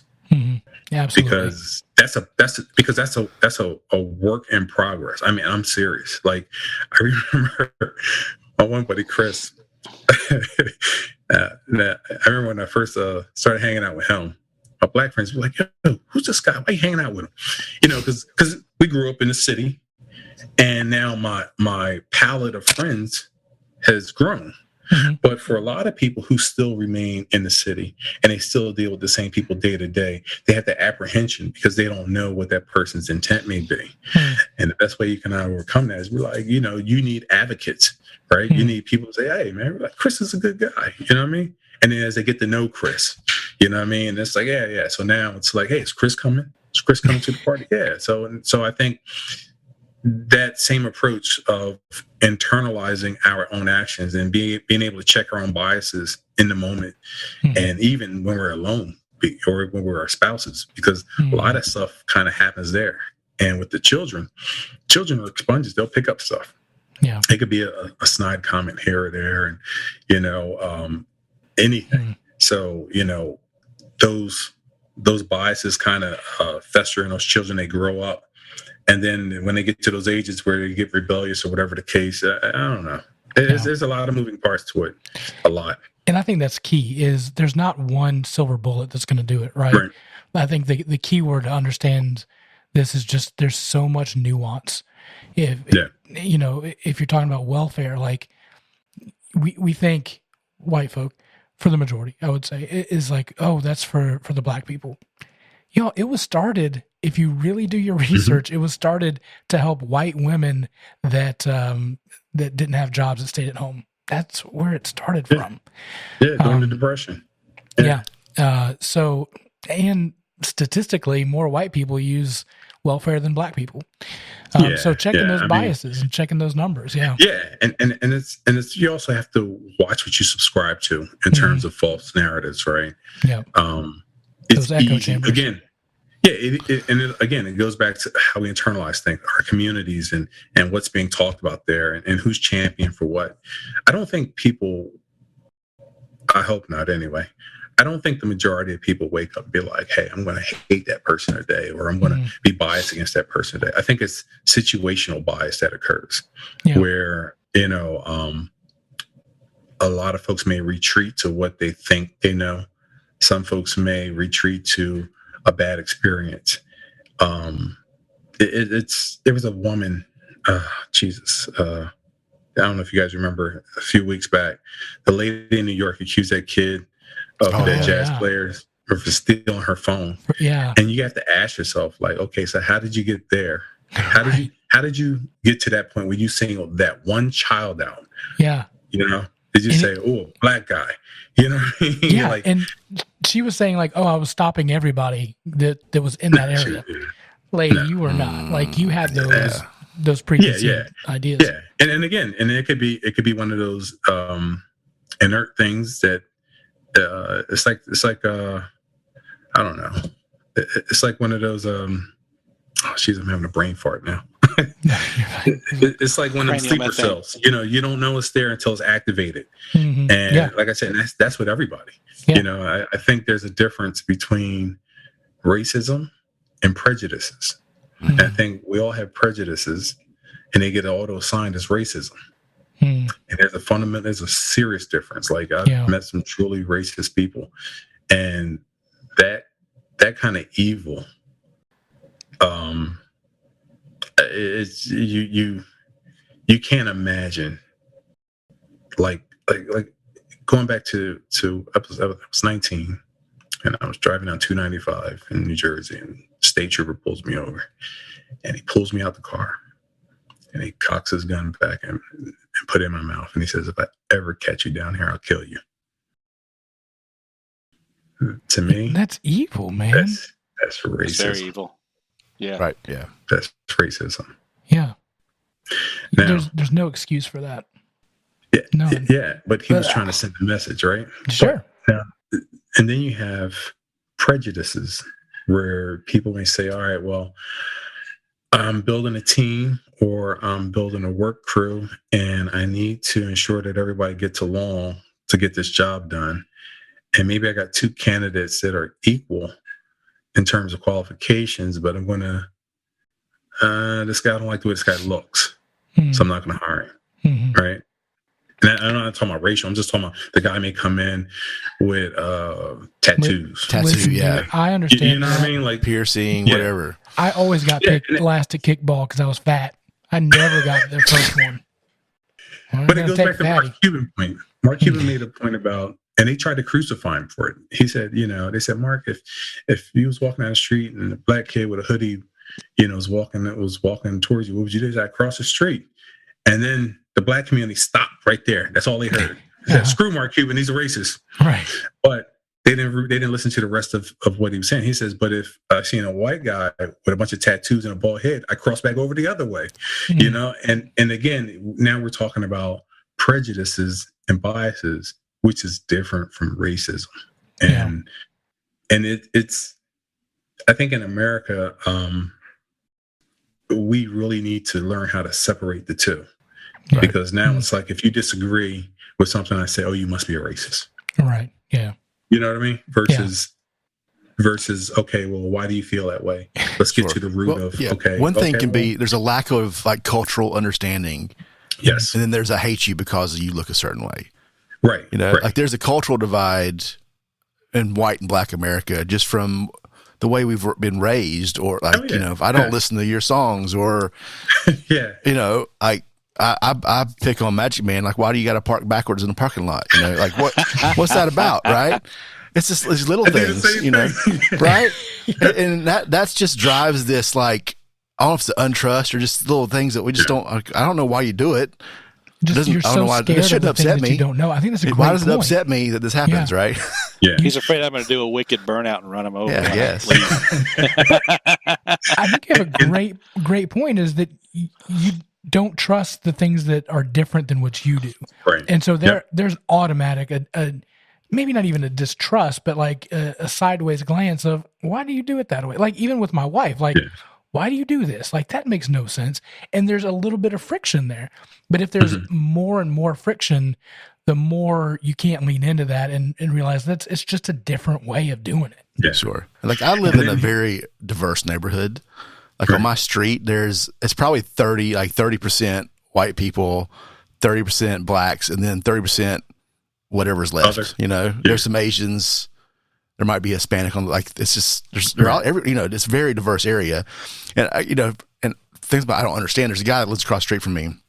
I've talked to him once or twice, but he'll get up and just like walk down the street in the middle of the night, whether it's raining or not, and just like disappear for an hour or two. And I'll be out smoking a cigar or something on the patio and like, where's this dude going? He's nothing down there. His girlfriend, he don't want his wife to find out. I guess he's going down to the cemetery, right? He's going to the cemetery. Yeah. It's just little, it's like, I don't have anything against this guy. I'm just wondering, I'm just curious, what's driving you to do whatever you're doing in the middle of the night? You know, these are strange times. You can't take that for granted either, because you got folks just acting out. But I think what I believe personally is that the only difference in this country is the haves versus the have-nots. Absolutely. And as long as the haves can keep the have-nots hating each other. That's the story of Wall Street right now. Yeah. It's not. It's not about GOP and the left. It's about the haves and the have-nots. Yeah, what's the real minority in this country is the haves, right? Yeah, and it's a club, right? And once you get money, then it becomes a power thing. I mean, you know, I say it all the time: left wing, right wing, same bird. Yeah, you know? absolutely. And that bird is to keep the rich rich. Yep.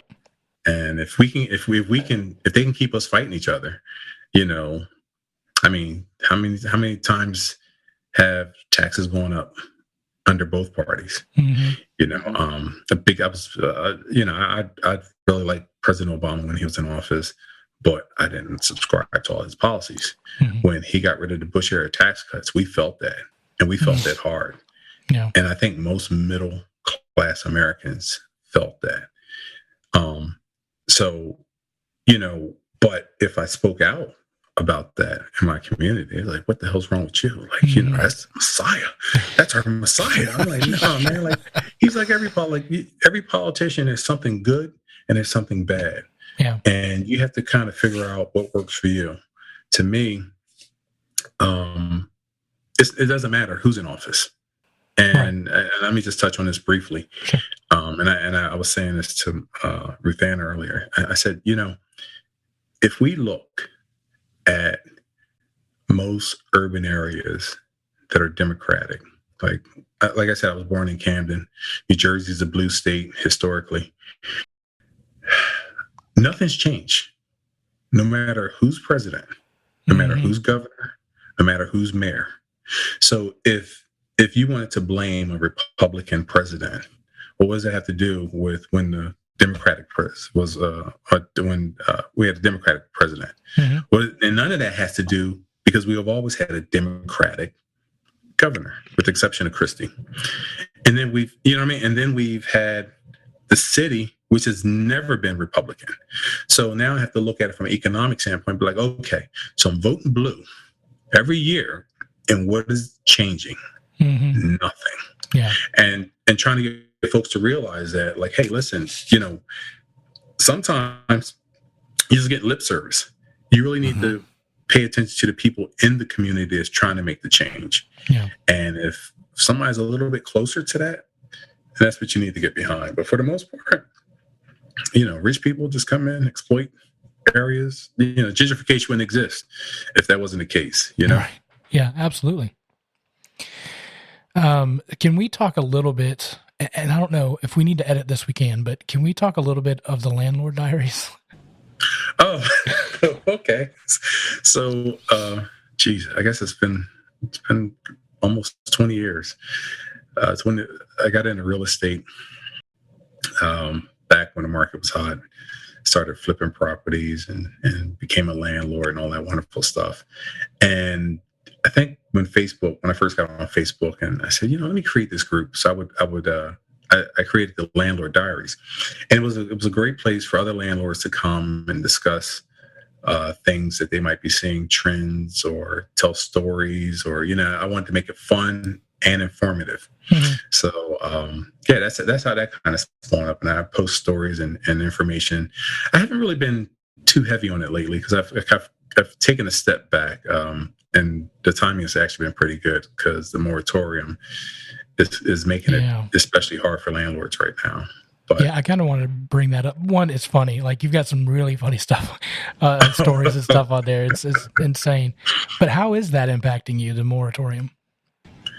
Well, I actually liquidated most of my portfolio a couple years ago. So, Like I said, the timing kind of worked out just fine. I might have one or two left, but Gotcha. For the most part, my guys are pretty good. But I think as now this goes back to us being human beings versus just chasing the almighty dollar. I don't take pride in putting people out, and I do everything in my power to avoid that. If somebody's getting behind, because people they can have a death in the family, they can lose their job, anything can happen that causes people to get delayed in the rent. So I partner with a lot of agencies here in New Jersey. Eviction prevention, homeless prevention, a lot of social agencies. I got a lot of networks everywhere, and we do everything we can to ensure that people retain their housing. But unfortunately, you have people that just want to buck the system, and they want to be irresponsible, and you can't do nothing for those folks. So, at that point, the black hand is administered, and sure. That's what they used to call me in Camden County Court, because I've never lost a case. You can bring your attorneys; it don't matter. Once I get you on the dockets, it's a done deal. Maybe we can. It was this one. I was going to say, maybe we can get a 2-year-old to have like your face on their cake, their birthday cake. Oh yeah, you're the hammer. there was this one judge. His name was Judge Laskin, and he was so fun. He retired. He might have been 82 years on the bench. 82 years old, and was on the bench before he retired. But every time I'd go into court, which wasn't a lot, he said, "Uh-oh." He'd be like, "Can you stand up?" Then I'd be like, "Oh, I knew what he was going to do." So I'd stand up. And he was like, "The black hand is in court. And if you have business with this man, I'm going to excuse you early so you can go handle it." And it was fun. It was a lot of fun. Wow. I've had a good run with that. Yeah. What's your last parting advice that you can give, like, to humanity, to maybe the white community, the black community? What do you have to say? Well, we all have feelings. We all want to feel protected. For men, we want to protect our families and be providers. For women, they want to be loved. Our children want to feel safe. I think we're all human, and we all need to get back to just that basic decency of like, hey, we can be different and still be together, even if we're apart, if that makes sense. And if I could summarize anything, it's really just treat folks how you want to be treated all the time. You know what I mean? And that means mentally, when you're not in that person's presence, or you're in that moment where you have to internalize something before you externalize it. And for me, just being married all these years, I've come to learn that, like, I want things always my way around here. But the reality is, I'm in a partnership, right? Yeah. And that's how we are in this country. We're all in a partnership because despite our sordid history, we need each other. Absolutely. I mean, and I'm talking about at a human level. The racial stuff, people, like I said, we all could be the same color and there still would be division somewhere. Yep. You have tribes in Africa that war. You had the Romans fighting the Greeks, right? Yeah. Ain't like the Greeks were Puerto Rican. I mean, think about someone brings you fries when you order onion rings. You're going to get up all about it, right? I mean, straight up. It doesn't matter. I'm a fry guy personally. Yeah, I'm just saying, Me too. Yeah. But you can have it all. You can have it all. And if everybody just remember to just have a drink, eat some good food, and just relax. That's what it comes down to. Just being able to govern yourself in a way that you will want somebody to treat your child, treat your wife, treat your mother. You know what I mean? Like it doesn't take a lot to be nice or to be kind. It takes a lot of energy to be hateful and evil. And for me, I had to kind of practice that because I would get drawn into stuff online. Like, let me respond to this conversation. If somebody say something, next thing you know, you're drawn and they start escalating. And instead of saying, I'll type it out, I just won't hit send. Right. The internet's part of the problem, right? Because you can say whatever you want without making eye contact with somebody. Yeah. When you got to look somebody in the eye, it's a different ball game, right? Yeah. Absolutely. Even if you're, I don't know, even if you're racist, I feel like it's a little harder to say what you're thinking if you got to look them in the eye. You know what I mean? Right. Brian, that is an excellent point, and it's a great segue because how much time we got left? As long as you want. As much as you want, buddy. So it's I'm glad you bring that up because, like I said, it's easy to get sucked into stuff, and I think one of the things I realized earlier on social media, because I would get into these conversations. Or I get into these posts with my Black friends where we were talking about police brutality and then start escalating out of nowhere. And then pretty soon somebody's talking about, yeah, we ain't going to take this from Whitey. She's going, oh, calm down. How do we get here?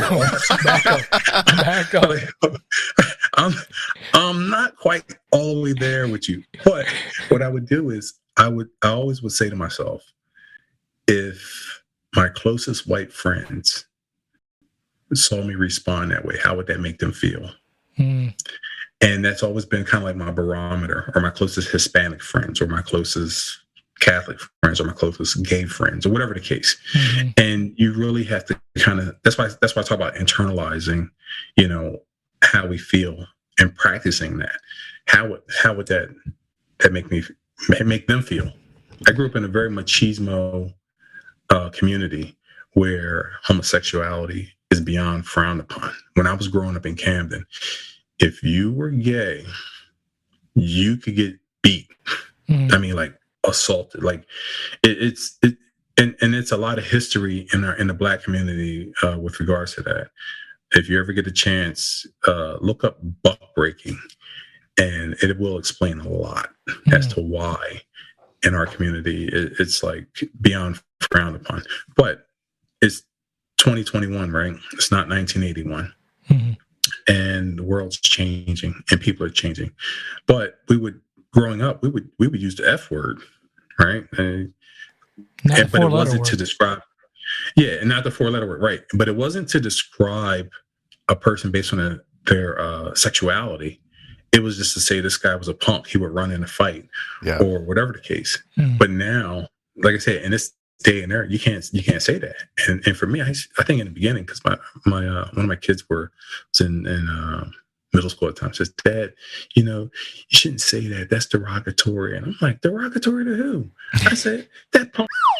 You know what I mean? Like, I was talking about a guy who I just want to beat up because, he do some cowardly shit, not anything that was of their sexual orientation. And I started having those conversations with my kids. I'm like, well, wait a minute. Now I have to change my behavior. And I have to practice that. Because for 20 years or 30 years or so, this was normal, right? Yeah. But now it's abnormal. And I have to actually make that conscious change. And it starts with me, right? Yeah. I think and that's how we all have to be.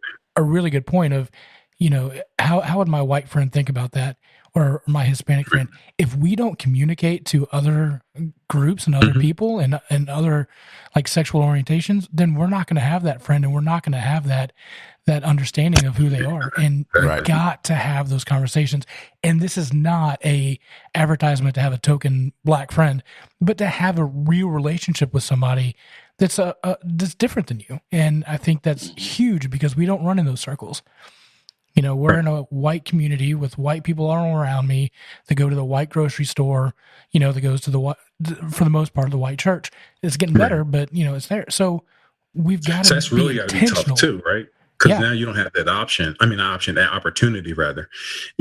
That opportunity is very rare, or it could be very rare. So I understand what you're saying. Because it's the same way when I was growing up, because I grew up in a black community, to a black church, a black friend, black family. But like I said, I was introduced to diversity early, and that's something that I had to continuously practice. Yeah. And but I don't fault folks for feeling the way they feel sometimes, or if they're in a certain mindset. I think the best thing for me to do if I run into those situations is just try to help them along as best as I can. And that could be a conversation. That could be, here, let me bring you a dish. Let's eat, right? Because we all like to eat, right? Yeah, well, that's where healing starts, is around the table. Yeah. Yep. So one question that we've failed to ask our folks is, and this was the question that we would always ask our guests, but Dewuan, everybody has a spirit animal, right? Like, whatever your spirit animal is. What is your spirit food? If you want the food that is your food, you could be a food, what would it be? I bet it's that balut thing. I looked that up. You like that balut? Yeah, I'm looking at a picture right now. What is that? Can you explain It's not that. I can tell you that. Okay. Balut. Do you see it? I'm looking at it, yeah. BALUT. I'll let you explain it, but yeah. No, I'm Googling it. Let's wait for the reaction. Okay, Brian. yeah, you got to see a picture. Go ahead and tell us your spirit food, and we'll come back to the balut. Man, that's a good question. Well, I make a mean rib, but I wouldn't say that's my spirit food. Like ribs, though, I've converted Muslims back to Christians with my ribs. I'm telling you, vegans have become full-blown meat eaters. Those weren't beef ribs, I guess, right? But that's because, my cousin Scotty don't live near me. This guy, he can barbecue his off better than me. But my spirit food that kind of really speaks to, I guess it would be my ribs. Think about it. All right. because you know what? It brings people together. It's enjoyable. It could be tough in some areas, or it can melt your mouth in other areas. It's juicy. I don't need to hear about that. I'll take your wife's word for that. It's finger looking good. I mean, them ribs, man. Yeah. They legit, huh? Oh man. But I love ribs. You find that balut yet? That's the most disgusting thing I've ever seen in my life. What? It looks like, man. If I could describe, it looks like just a chicken that hasn't hatched. Yeah, that's what it is. Exactly. These are ducks, I think, a lot of times, maybe. Yeah, ducks. Yeah, ducks. Why? Basically, it's actually a delicatessen in the Vietnamese community. Can they not just scramble the egg before? It's a fertilized duck egg, so it's like an embryo. It's started to grow. It's like, oh, I see that. Yeah. And I worked in the restaurant industry for about a decade. So I was always trying to experiment with food and try different things. And I always said, you don't knock it till you try it. But I'm going to tell you right now, Just knock that one right off your list. You don't Yeah, want to try it. I've always been one of those. I'll try anything once, guys, with food. Yeah. Nope. No, I'm gonna This stay away is from that. pushing it for me. And I've had some weird there's stuff, some but stuff that I've been introduced to in different circles, and I try it for the sake of being, a good guest and cordial. But I always say, you don't have to eat it if you don't want to. We love it, and I'm like, oh, okay, well, I'll try it. And I'll say it's not for me, and it's no love lost, but I always give it a try. Yeah, it's like when you go to the church potluck, going back to that, like I would always make sure that I would have a giant water. So if I get some food that just does not taste good, I'll just swallow that water. I never had that problem. Just wash it down fast. Yeah, I've been to a few potlucks where it's like, that's disgusting. I don't know what that is, but that's gross. Well, you just got three different kinds of mac and cheese. You got to try them all, right? Biscuits. I'm a fluffy guy on the inside. I go with everything. You could put anything on me and I'd be all right with it. I just love biscuits, man. They just speak to my heart like none other. Me too. I didn't even think about that.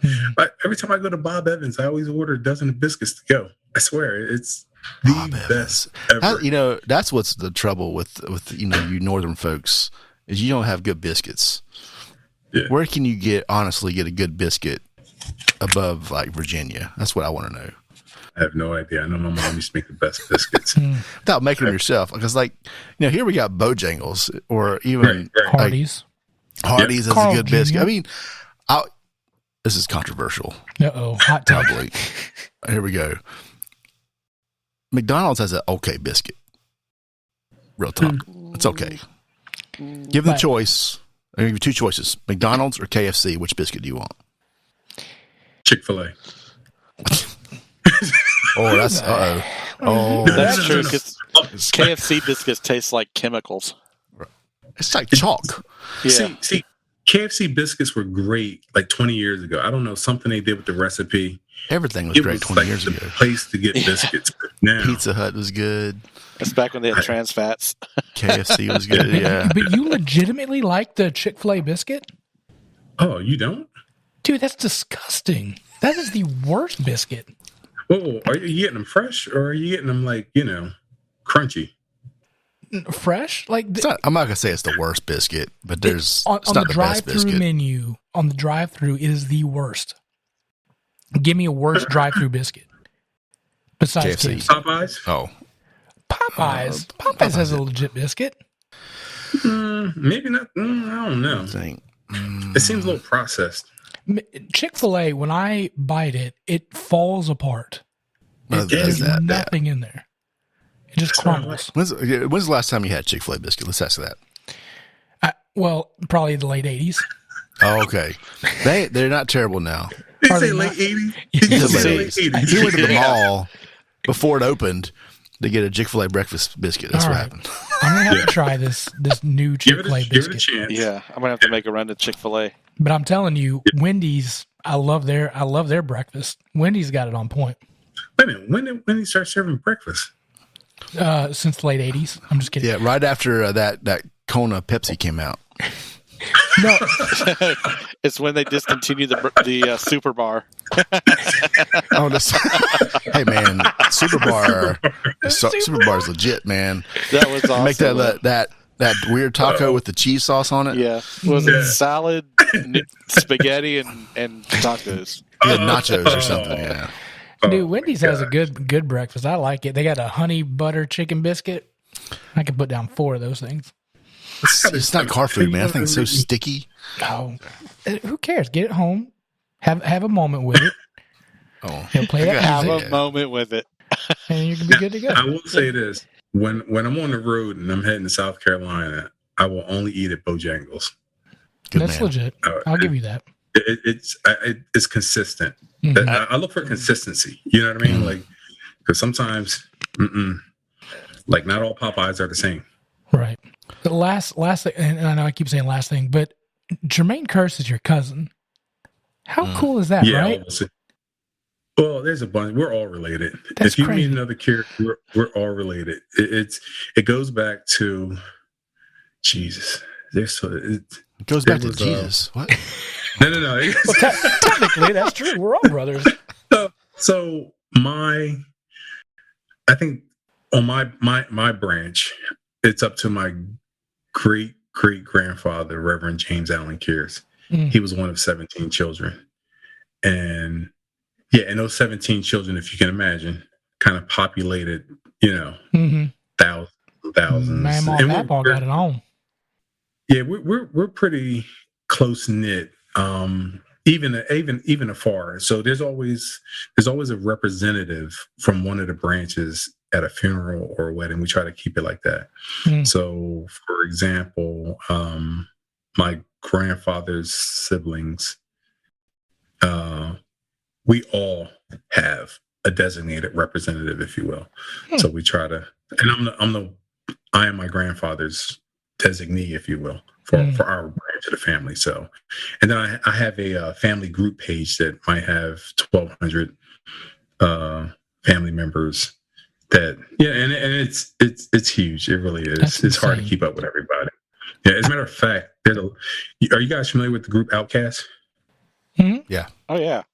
So Big Boy is one of our cousins. What? No way.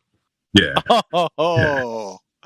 That's awesome. Wow. And then there's the Freak, right? Everybody knows Javon. He played with the Titans and with the Eagles.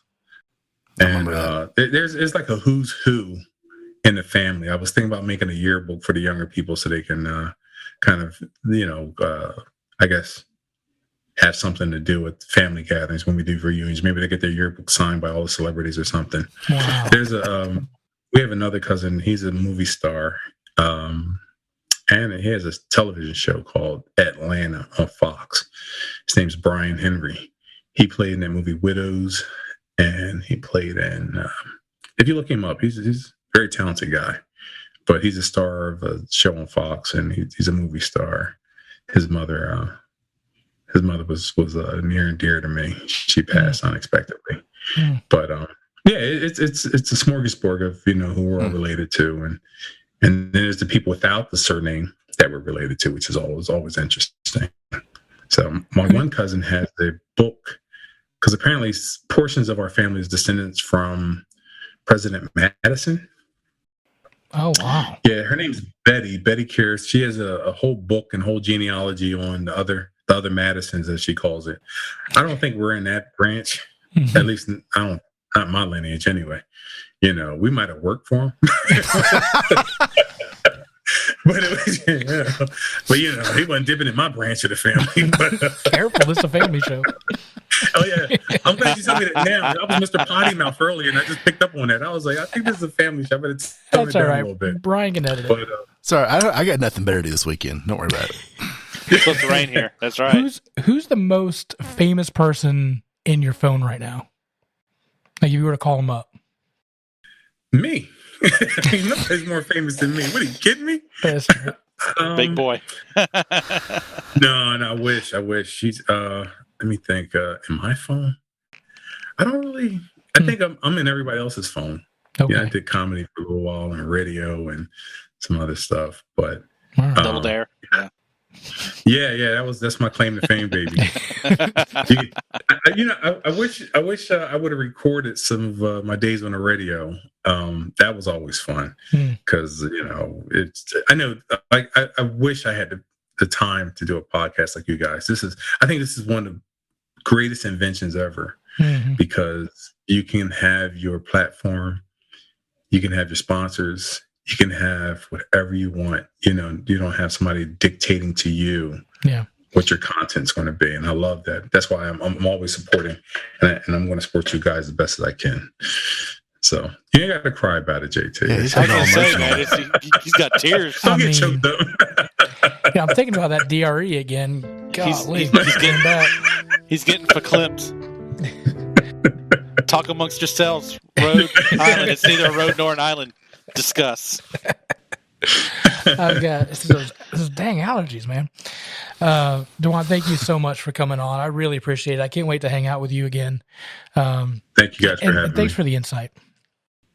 Yeah. And I think, dialogue and, like I said, patience, tolerance, all those people think they're just like, just fun things to say around MLK Day. But no, it's more than that. Like, you really have to practice. And when I say, I mean, you have to constantly practice.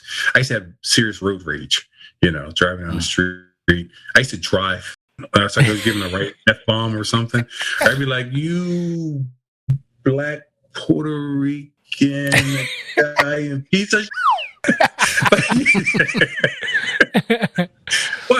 but one day, I was in my road rage moment because somebody cut me off or wasn't going fast enough, whatever it was, and I get right up next to the guy, and this older gentleman, and I thought to myself, how embarrassing is it for me to disrespect this older gentleman? You know what I mean? Yeah. And from that moment, I said, I'm going to work on that. And I have to practice that. So now, it's like, maybe that person's in a rush, or maybe something's going on and they're distracted where they're freezing. So if you have to really open yourself up to, it's bigger than me. Yeah. And that's how it is. Right. Oh, that'll preach. That's kind of like our pastor preaches, grace upon grace upon grace. Yeah. Yeah. And once you realize that, it becomes easier every day. Every day. Like we forget that people are allowed to have bad days. Sure. Yeah. Yeah. And it's like, hey, this guy might be having a bad day, because I've had bad days. Yeah. I remember one time I was flipping out on this guy at the kiosk at the Sprint store because he wouldn't give me what I want. I'm like, you know what? I should kick your, and it escalated to, and I got my daughter with me. I brought her home, and I said, you know what? That's not who I am. So I went back the next day, and I told him, I said, you know what? That's not me. And I apologized to him. Apologized to the manager. I said, you know what? I don't know what else I can do to kind of correct that situation, but I'm going to work on some things. And me and that guy became buddies. And every time he see me, he'd be like, are you still kicking butt? Or are you calming down? It was like our inside joke after a while. That's funny. That self-awareness, that is critical. Yeah. It's extremely critical. And it's, like I said, it's a work in progress every day. So be patient with other people. Understand that they can have bad days, just like you can have a bad day. And hopefully that one moment isn't going to define their total actions in life. And that goes with, especially with our law enforcement. These guys got to make split decisions in a moment. And people always see the one bad decision, or the one decision that they just had to make, and maybe it was the right one, maybe it was the wrong one, but it shouldn't define who they are or the content of that person's character. So good stuff, buddy. Thank you, sir. I appreciate it, and we will talk to you soon. All right. Thanks, gents. You guys take care. Thank you. You too. All right, man. That is a wealth of knowledge. I think it's inspired me just to, again, just be patient with people. That's a huge thing. Have dialogue and get to know people. Right. Yeah. All right. Well, guys, next week we have Peggy No Stevens. She is the first female master bourbon taster. Maybe she'll give us some pointers on how to taste our bourbon. I'm really excited about that. Author of Which Fork Do I Use With My Bourbon? Don't forget free lunch coffee. Use promo code Southern Fried at checkout at www.freelunchcoffee.com. So thank you guys so much for tuning in. And as always, keep looking up.